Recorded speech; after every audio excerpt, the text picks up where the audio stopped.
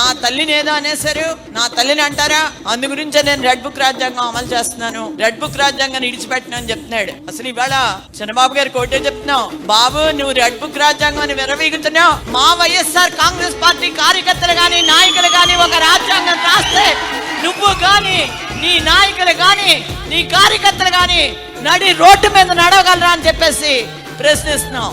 దమ్ము లేనటువంటి నాయకులు ఎవరు వైఎస్ఆర్ కాంగ్రెస్ పార్టీలో లేరు. దమ్ము ఉన్నటువంటి నాయకులే వైఎస్ఆర్ కాంగ్రెస్ పార్టీలో ఉన్నటువంటి కార్యకర్తలు గాని నాయకులు గాని అని చెప్పేసి గుర్తు పెట్టుకోవాల్సినటువంటి అవసరం నీకు గాని నీ తండ్రికి గాని నీ కూటమి నాయకులకు గాని ఉన్నదనేటటువంటి వాస్తవాన్ని మర్చిపోవద్దని చెప్పేసి హెచ్చరిస్తున్నాం.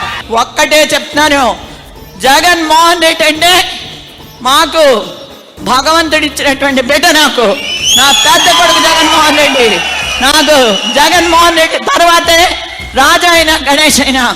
అందుచేత జగన్మోహన్ రెడ్డి బొమ్మన్న చూరట్టుకుని అలాడేటటువంటి విధానంగా నేను నా బిడ్డల్ని పెంచాను తప్ప ఏ రోజుని కూడా ఇడిచిపెట్టి వచ్చేద్దాం, చిన్న ఇబ్బంది వస్తే ఇడిచిపెట్టి బయటికి పోదాం అనేటటువంటి ఆలోచన ఎప్పుడు లేదు. కష్టమైన సుఖమైన జగన్మోహన్ రెడ్డితోటే పంచుకుంటాం, జగన్మోహన్ రెడ్డితోటే ఉంటాం.